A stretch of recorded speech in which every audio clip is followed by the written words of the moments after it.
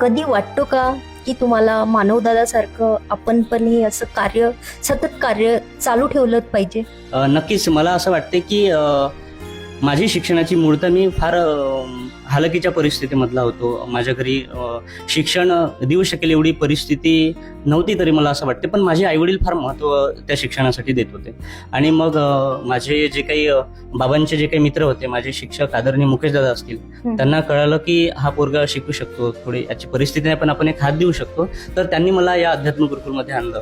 रविदादांचं कार्य असतील, या गुरुकुलाचं कार्य असतील, मी पाहिलं आणि माझी परिस्थिती नसताना देखील मला या गुरुकुलमध्ये शिकवलं.